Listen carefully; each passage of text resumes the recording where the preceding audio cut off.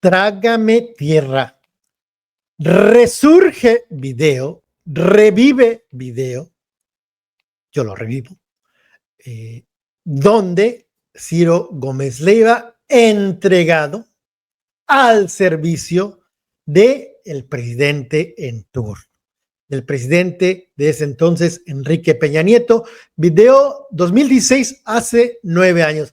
¿Qué diferencia hacen 9 años? Además de que tenía más pelo el señor Gómez, ya la dignidad ya la había perdido desde hace mucho. Lo único que tenía además era cabello, pelos, Gómez, pero un ejercicio que no se puede perder, donde creo yo que el señor Gómez va a decir: entierren, desaparezcan, eliminen este video donde me muestro como un comunicador lamebotas al servicio del presidente en turno, y en esta ocasión al servicio de Peña Nieto. Nadie en su sano juicio va a pensar lo contrario cuando le reviva a Ciro Gómez de lamebotas. Pero qué diferencia con el gobierno de Andrés Manuel López Obrador, y aquí lo van a ver, valiente. Y aquí estamos hablando de que Andrés Manuel López Obrador, presidente, y Enrique Peña Nieto, presidente, y las dos caras del señor Gómez. Antes de ir con los detalles de la información, manitas arriba para que este video le saque más canas, y para que pierda más el pelo el señor Gómez. Le damos la vuelta al algoritmo, manitas arriba, se hace viral y va a hacer más berrinches, que es muy neurótico, debo confesar, el señor Ciro Gómez Leiva, y no me lo contaron, lo viví personalmente cuando lo enfrenté. Pero sin mayor preámbulo, aquí el señor Gómez, muy valiente, qué valiente, bravo Ciro, bravo señor Gómez, qué periodista que se enfrenta al poder. Pero después, la verdadera cara del señor Gómez. Corre esta primera parte, esto es del 2022, ahorita les digo exactamente la fecha. Andrés Manuel López, presidente. Adelante, por favor, con este video. Escribiendo sobre las referencias, fueron dos que hizo el presidente López Obrador sobre mi trabajo, o concretamente en el noticiero de televisión La Noche. Pues, ¿qué decir? No es la primera vez que lo hace, lo ha hecho 10 veces, sí, 12 veces, 15 veces, no sé cuántas, no llevo el registro. Nunca había sido tan artero, nunca había sido tan duro, nunca había sido tan impreciso, y creo que nunca lo había hecho con tan mala fe. Tomo el mensaje de esta mañana como un claro acto de intimidación. Además, el presidente está revelando información que supuestamente no tendría por qué conocer, y por primera vez lo tomo como tal, ¿no? Estoy enojado, creo que por momentos sigue pensando que está en la plaza pública, que está en un meeting. La primera vez que se refirió a mi trabajo, dije, lo está haciendo desde Palacio Nacional, con la investidura de presidente de la República, sirviéndose de los recursos de la presidencia de la República. Hoy lo vuelve a hacer, y hoy en un tono que creo que es de franca intimidación. Nada más, así lo registro. Una clara intimidación. Yo siento que sí, al menos así lo estoy leyendo. ¿Ven? Nosotros hacemos un trabajo periodístico, no es la primera vez que nos ocurre, no es el primer gobierno con el que vivimos una situación así, con la diferencia de que este gobierno lo presume y lo expresa y lo llena de adjetivos, no en cafés, no en comidas, lo hace desde Palacio Nacional, sirviéndose de todos los recursos y de toda la fuerza de la presidencia de la República. ¿Cómo justifica esto el presidente López Obrador diciendo que está ejerciendo su derecho a la libre expresión? ¿Cómo lo justifica? Y además, como siempre, todo es un complot. No es que haya 250,000 muertos por el COVID, no es que se haya caído el metro, no es que haya un problema de violencia en tal lugar, no, todo es un complot. Si uno registra eso, es porque está enojado. Y en todo caso, yo porque estaría enojado porque un empresario, ¿no?, al que trabajo le modificaron un contrato. ¿Yo por qué tendría que estar? ¿Por qué tendría que estar enojado? Y el presidente López Obrador, que sí entiende y sí sabe cómo funcionan los medios de comunicación, creo que abusando de su posición, sabe que incurre en algo que no es cierto.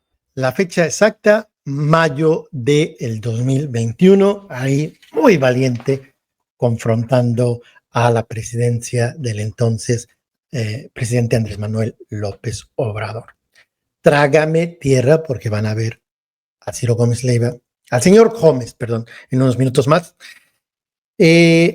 Muy enojado el presidente, dice Gómez, muy enojado el presidente. Es muy importante esta parte donde Gómez dice muy enojado el presidente, y vean, primero se tira al piso. No nos van a intimidar desde el poder de la mañanera, que utilizan todos los recursos. ¡Qué barbaridad! Como si el señor no tuviera 3 horas del micrófono en una radio nacional, además en ese entonces estaba en la televisión nacional, además por muchos años ha estado en periódicos, dirigiendo a periódicos y columnas como El Universal. En este momento tiene una columna en un periódico nacional, además de su espacio nacional, pero a Gómez le encanta hacerse la víctima, pero dice, muy enojado el presidente. ¿Pero qué decía en su momento cuando Peña Nieto era presidente?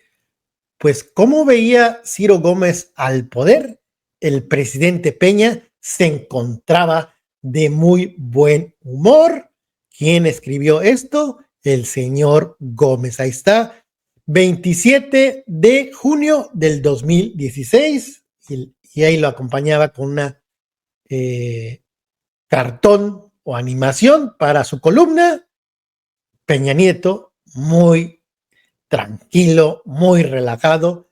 ¿Qué diferencia? Esto sería suficiente para acabar con Ciro Gómez Leiva y mostrarlo como un personaje farsante e hipócrita.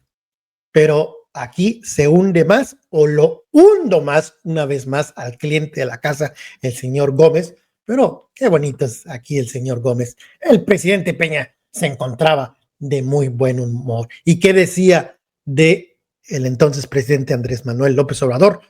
Muy enojado el presidente, pero aquí, hablando de buen humor, los dejo con este material que, insisto y repito, manita hacia arriba, pero le encantaría quemar al señor Gómez, porque qué diferencia con Peña y qué diferencia con López Obrador. Ya, para no alegarme más y para ya no hacerla más cardíaca, ahí les va. Adelante, por favor, con este video inédito. Corre video, por favor. El lunes se cumplen 2 años del 26 de septiembre de Ayotzinapa. Sigue habiendo grito en la calle que dice que fue un crimen de Estado. ¿Qué le queda a su gobierno por hacer en el caso de Ayotzinapa a 2 años? A ver, en primer lugar, yo rechazo categóricamente estas afirmaciones que han acompañado. Lo ha dicho en muchas ocasiones. Es un hecho muy lamentable. Hoy, lo que toda la sociedad en su conjunto conoce de las investigaciones que ha hecho la Procuraduría, de una investigación que, como ninguna otra, ha dedicado tantos esfuerzos, tantos recursos humanos, recursos materiales, y además muy abierta incluso al escrutinio de organismos internacionales.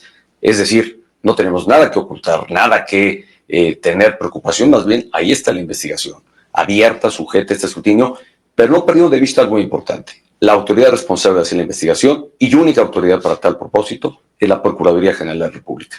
Tendrá que llegar a una conclusión, tiene elementos que ha mostrado que son Parece abiertos. Que no se quiere llegar a esa conclusión. Entonces, es impresión diera. Realmente habrá que imponer las sanciones que, conforme a la ley, deban de aplicarse a quienes hayan excedido en el uso de la fuerza pública. Presidente, pero pareciera, caso Ayotzinapa, caso Tanuato, que su gobierno se mueve con culpas.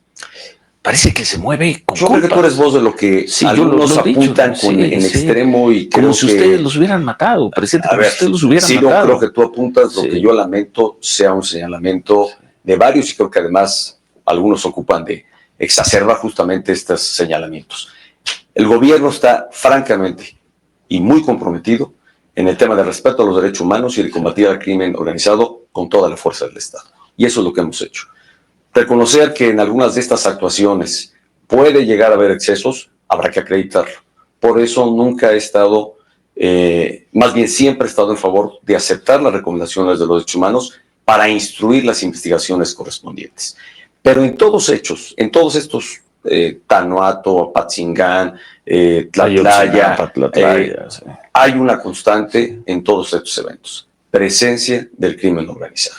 Y evidentemente lo que es inaceptable, y aquí sí yo rechazo categóricamente, es que se pretenda decir de todos estos eventos que tiene una consigna de actuación del Estado y de... Así lo presentó la CNDH. Así lo presentó la CNDH. Absurdo, aberrante. Pues entonces, lo único que está esto es minando realmente, sobre todo, porque puede estar hecho mi compromiso y la firme decisión del presidente, pero a los integrantes de nuestras instituciones que se les toca actuar en el terreno de los hechos, pues solo está minando y les está imponiendo todos estos señalamientos, a veces inhibiéndoles de actuar.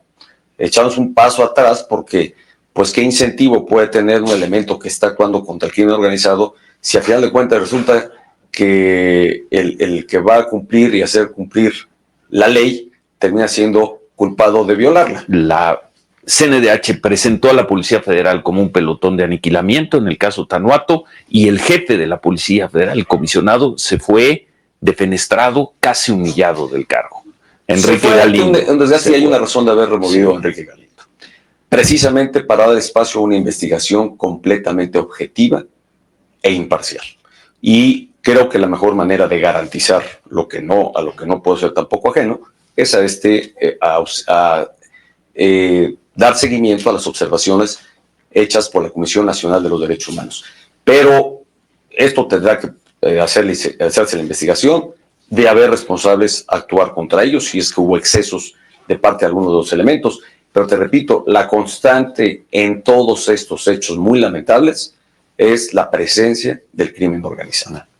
Presidente, los expresidentes Fox y Calderón pues están en las calles, van a restaurantes, se pasean por el país, en buena medida escuché por ahí, porque dejaron la casa en orden, dejaron la economía en orden. El presidente Peña Nieto puede aún dejar la economía en orden. Vemos cómo ha crecido la deuda pública, vemos las cifras y queda ya muy poco tiempo. Mira, sí, con toda honestidad creo que hemos actuado con coincide con ese planteamiento de que pueden caminar los dos, coincide porque dejaron la casa en orden. Mira, yo aquí he entendido que quien ha llegado a esta responsabilidad, que al tiempo de ser un gran privilegio, un gran honor servir a los mexicanos como su presidente, impone también enormes desafíos y enormes retos. Y estoy convencido que quienes han estado, y solo yo podría entenderlo porque estoy hoy en esta responsabilidad, y solo quienes han estado quizá lo puedan entender de mejor manera. Guardar esta empatía, entender lo que significa estar aquí. Y yo estoy convencido que quienes han estado en esta tarea han hecho su mejor esfuerzo por realmente servirle a México y aportar los mayores elementos. En mi responsabilidad, creo que hemos actuado con un propósito mucho mayor al que se hubiese actuado en el pasado. Primero, porque advertí que administrando las cosas como íbamos, difícilmente íbamos a lograr mejores resultados. Y este gobierno se atrevió a impulsar una agenda de cambios y de transformaciones que quizá hoy no se aprecien suficientemente los beneficios que tendrán para el país. Pero estamos en esa etapa de instrumentación. ¿Qué le resta a este gobierno? Me dice, bueno, ¿y qué le falta? Bueno, asegurarse que esas reformas realmente, como ya están acreditando beneficios, porque creo que hay varios beneficios que a lo mejor no se terminan de reconocer, derivan de las reformas que se han hecho, pero vendrán más, y vendrán más en el tiempo. Algunos van a pasar esta administración, los beneficios mayores vendrán incluso después de esta administración, quizá en los siguientes 6, 7 años, en el tema de la reforma energética, cuando empiece a explotarse las aguas profundas, cosa que México jamás había hecho, hoy se podrá hacer y sin endeudamiento para el Estado. Pero hemos actuado con gran responsabilidad. Hemos cuidado precisamente la tendencia que la deuda llevaba, no solo cuando tomamos... Casi 50% del PIB, presidente. Así no la tomamos nosotros casi en 30%. 33 con Calderón 18. ¿Qué fue lo que... ¿En qué se ha gastado? ¿En qué se ha gastado ese dinero? No sé cuánto, ¿en qué se ha gastado? A ver, lo que hay que decir, nos tocó vivir un escenario bien distinto a mis antecesores. Sí. Uno, petróleo, todo eso lo que ha hablado usted. Sí. La producción petrolera decayó y cayó fuertemente porque los yacimientos más importantes dejaron de darnos el petróleo que anteriormente nos daban. Había que explorar nuevos yacimientos y eso cuesta y cuesta mucho. Y segundo, el precio del petróleo. No tuvimos, desafortunadamente, los precios, históricamente no se habían registrado precios tan altos en el petróleo, precios constantes, precios iguales en la historia reciente, en los últimos 30 años de nuestro país, como los que tuvo la administración pasada. Es decir, los ingresos del Estado en el sexenio anterior fueron mucho mayores a los que tuvo este gobierno, ha tenido este gobierno. Esto ha llevado a que el gobierno actúe con responsabilidad. ¿Qué hemos hecho? Hacer ajustes. Hemos tenido que recortar el gasto precisamente para actuar con responsabilidad. No hacerlo sería no evitar y dejar de contener un crecimiento de la deuda que sería insostenible. Pero ¿dónde está la obra, presidente? Perdóname. ¿Dónde está esa obra? ¿En qué se gastó ese dinero? Sí, pues es que ahí están las obras que se han venido realizando. Ha habido testimoniales, evidencias, no hay campaña en la que no estemos mostrando las muchas obras de infraestructura que se vienen realizando. Vamos a hacer un gobierno en materia de gasoductos que casi duplicará la red de gasoductos. ¿Qué significa esto? El llevar gas a todos los estados. ¿Qué significa llevar gas? Pues solamente generar incentivos o por lo menos llevar el insumo más importante para que se establezca la industria. ¿Cómo esperar que en el sur del país haya industria si no hay el insumo más importante, que es el gas natural? ¿Qué industria se va a asentar ahí si no hay gas natural? Este gobierno va a construir o está construyendo, porque no es un proyecto, es una realidad, 83-84% más de gasoductos en todo el país. Hemos logrado disminuir los precios de la electricidad, tanto para el consumo en los hogares, la gran mayoría, el 99% de los hogares ha disminuido en el 99% de los hogares, y sería bueno que le preguntaran a la gente que te muestre un recibo de hace 4 años al del día de hoy, y ha disminuido. 8% en términos reales, el 99% de los hogares. Y ha disminuido también las tarifas eléctricas para la industria y para el comercio. Tarifas que eventualmente se van a mover. Hay que decir que estas se mueven en razón de los precios del mercado. Pero ¿qué elementos luego no se destacan? Dicen, ¿cómo está la economía? Es que vive un mal momento de la economía. Un mal momento de la economía cuando tienes el mayor número de empleos registrados de cualquier otro periodo. $1 a 20 pesos. A ver, tienes el mayor número de empleos. Tienes la inflación más baja que se ha registrado históricamente desde hace 40 años. ¿Qué significa esto? Que el ingreso de las familias les rinde de mejor manera. Eso es tener una tasa de inflación baja. Esto es lo que hoy tenemos. Tenemos una volatilidad en el tipo de cambio y creo yo que una asociación que hacemos los mexicanos, de que cuando el tipo de cambio, cuando nuestra moneda se deprecia, es sinónimo de crisis.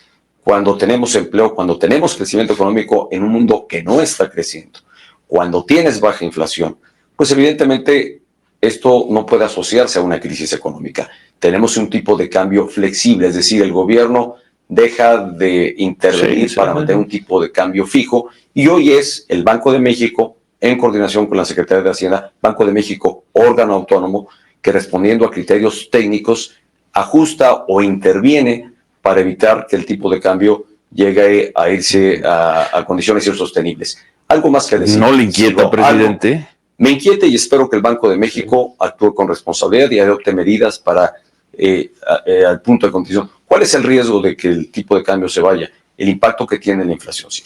Hoy la inflación está contenida, hoy no se refleja en el alza en los precios de los productos, puede tener un impacto en esto. Ahí el Banco de México, la responsabilidad que tiene el Banco de México como órgano autónomo es precisamente cuidar el que tengamos una inflación baja. Y creo que es frente a esta volatilidad que estamos observando por varios factores y todos externos, tiene que ver con la elección que vendrá a los Estados Unidos, que tanto allá como aquí genera una enorme incertidumbre. ¿Qué dicen los pronósticos, presidente, con el tipo de cambio? Conocemos. Pero usted debe tener mejor información, ¿no? Seguramente.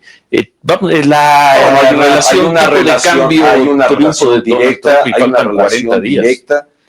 relación directa al proceso electoral. Hay un apunte muy claro en la medida que el candidato Trump ha venido subiendo en las encuestas y en las preferencias, tiene un impacto ante los señalamientos que ha hecho sobre México, pues, y en la incertidumbre que esto genera. No, yo no podría hablar del tema, creo que es un tema que el Banco de México tendrá que actuar y buscar una manera de contenerlo. Pero mira, esta es una señal, que bueno, abordando este tema, de por qué mi interés de reunirme con el candidato Trump. Porque los señalamientos están íntimamente, no únicamente, pero aquí ahí tienes un efecto. Lo veremos. Presidente, 3 preguntas breves para terminar. Adelante, sí. Una de ellas, ¿va a estar listo el tren México-Toluca antes del 30 de noviembre del 18? Ese es uno de mis sueños, es mi gran obsesión y espero que así sea. Es el tiempo que está programado, es una obra. Mira, las obras. ¿Hoy no lo puedo asegurar? Hoy aseguro que está programado que así esté, Ciro, y espero que así lo esté. Porque para mí es una de las grandes apuestas. A ver, 3 grandes trenes estamos construyendo en el país, que fue 3 grandes proyectos de transporte masivo que la población demanda. Pues somos más mexicanos y queremos un transporte mucho más eficiente. La conexión entre 2 grandes zonas metropolitanas, la del Valle de Toluca, que es la quinta más grande del país, y la del Valle de México. ¿Y va a estar? Ahí está un proyecto. Espero que lo esté. Así está programado. Está el tren de Guadalajara, que es una gran obra que también va en curso. y el tren de Monterrey. El de Monterrey. ¿Qué va a entregar del nuevo aeropuerto? ¿Qué va?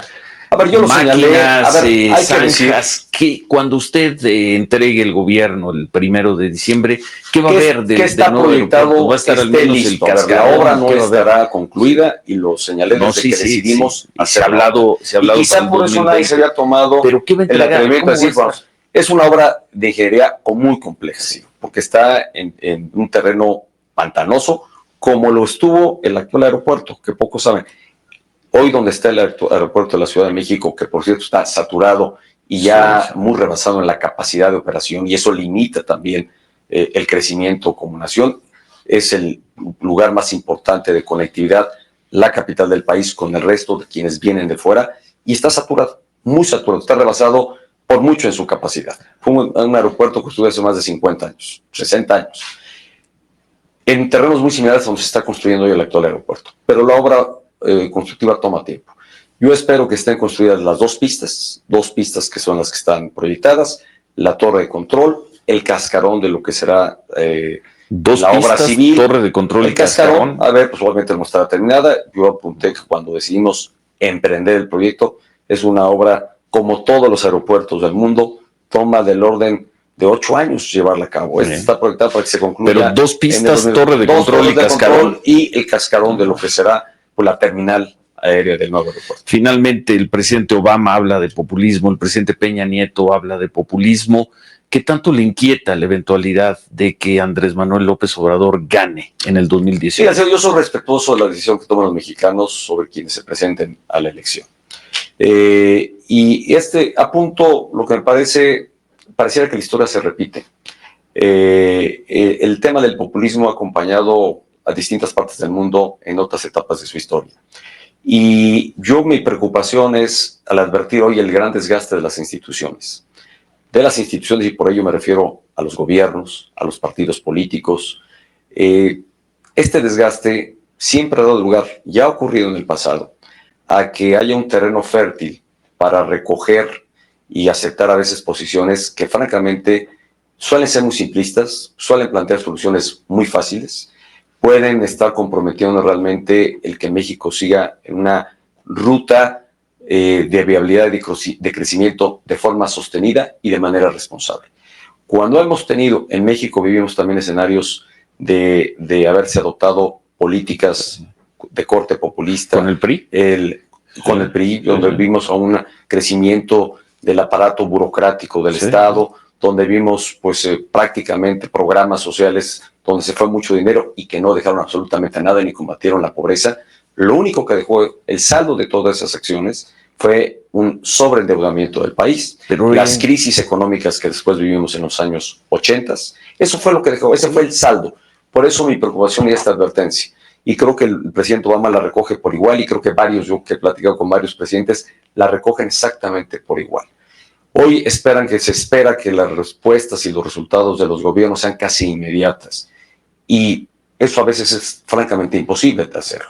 No puedes materializar un resultado al día siguiente. Yo quisiera que la reforma educativa diera resultados mañana mismo. Y estamos viendo lo complejo que viene siendo instrumental la reforma educativa. Estamos viendo que la reforma energética toma su tiempo para traer las inversiones que están llegando, pero pues obviamente los resultados se verán en el muy corto plazo. Estamos viendo que en la reforma de telecomunicaciones ya hay otros agentes económicos, ya hay otras empresas que están invirtiendo fuerte en México para ofrecer servicios de telefonía y de internet a mejores precios a los mexicanos o en una mayor competencia. Ya está ocurriendo. Y eso me preocupa. Pero hay un México antisistémico, presidente, que se ve muy grande hoy. Y hay una sociedad que en el mundo, Ciro, quizá con cierto grado de impaciencia. Con impaciencia, yo creo que yo debo reconocer, por ejemplo, hoy que las redes sociales, sin duda, es un gran avance, es signo de nuestros tiempos, han traído enormes beneficios para nuestras sociedades, el acceso al conocimiento, el acceso a la participación activa de quienes se mueven en las redes sociales, pero también ha generado, yo creo, y han alimentado en alguna forma, no quiero culpar a las redes, pero creo que de alguna forma corre en las redes a veces enorme desinformación. No información objetiva, no información precisa. Humberto Eco alguna vez calificó que era esto, pues que era casi igual una opinión de alguien informado preparado que la de alguien que podría decir cualquier aberración y tontería. Y eso lamentablemente genera, o yo creo que ha contribuido a que se genere enorme desinformación.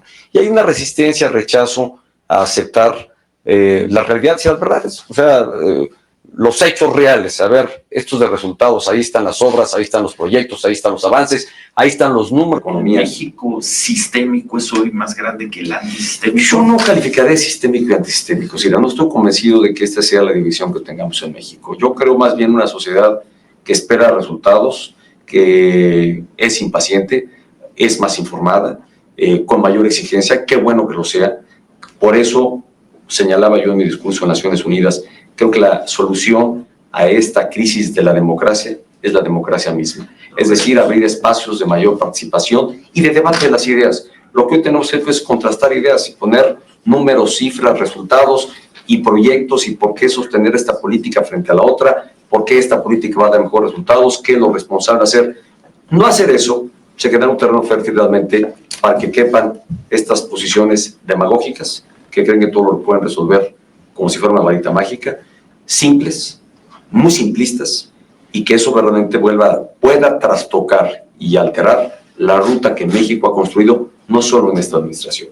Creo que llevamos poco más de 20 años actuando con responsabilidad de manera institucional, México avanzando, México creciendo, no al ritmo deseado, porque el mundo se nos ha presentado un escenario complejo, pero creo que no podemos extraviarnos. Creo que tenemos que mantenernos en esta rumba y avanzando hacia adelante.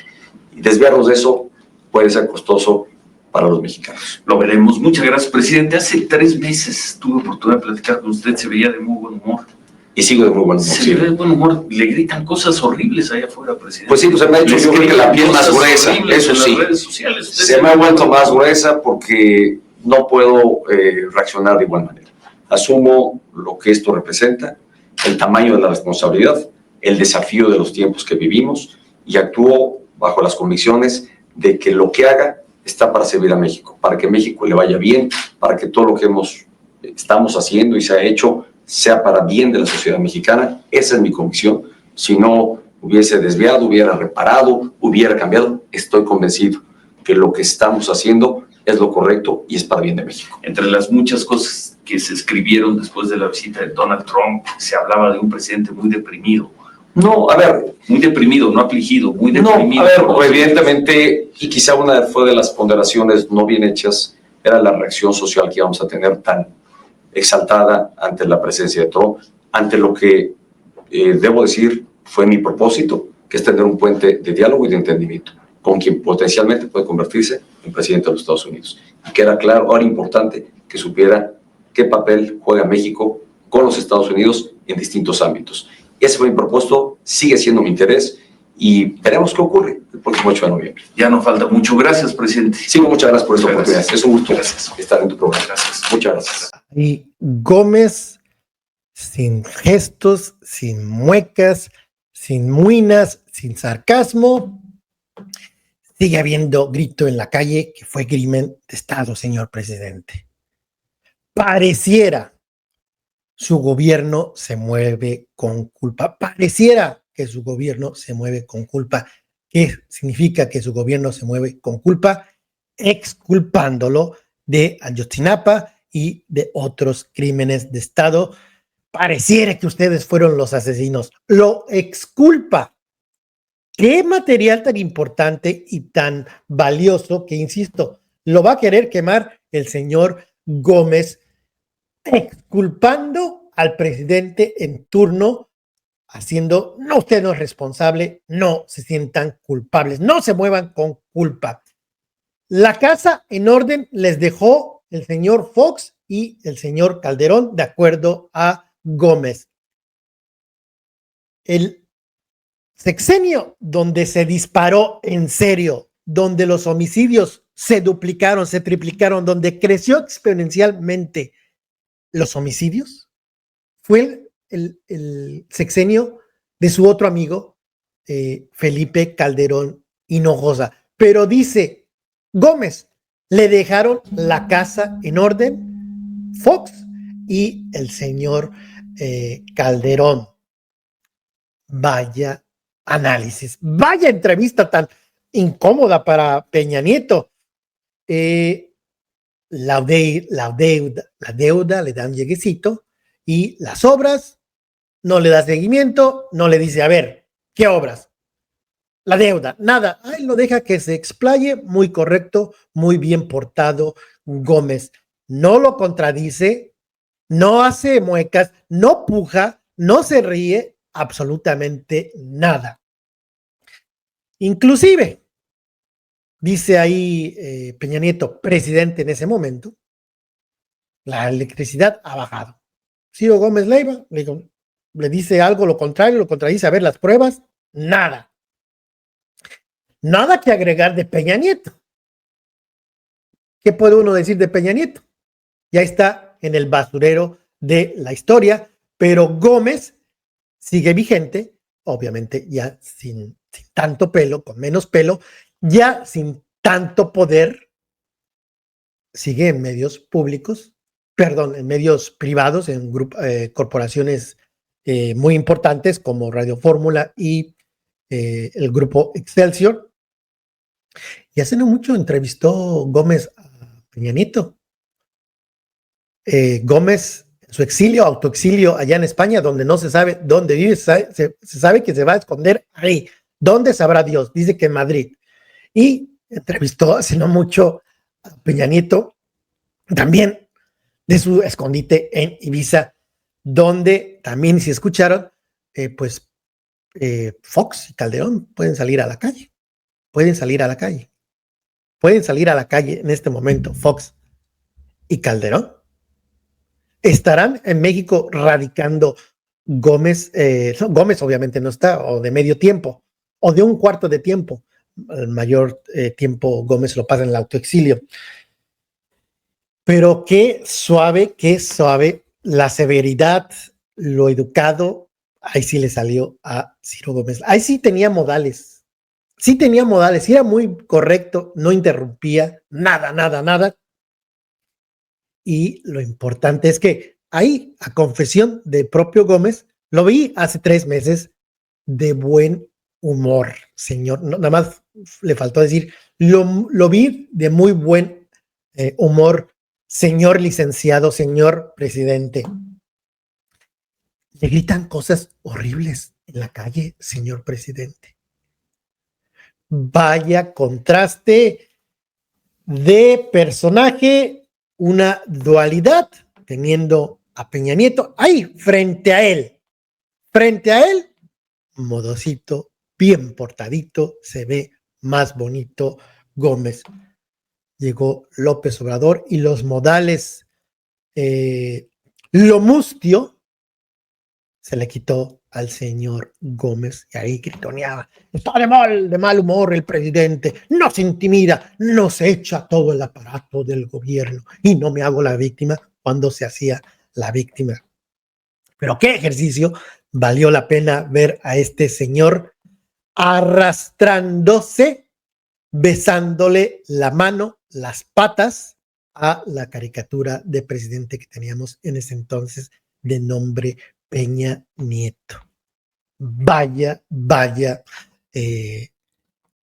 guamazo mediático que se le da a Gómez con este video que ahí estaba arrumbado y que por supuesto a Gómez no le interesa revivir, pero aquí lo revivimos y con tu manita hacia arriba este video de Gómez va a llegar a todos los rincones de YouTube. Gracias por tu preferencia y nos vemos en el próximo video.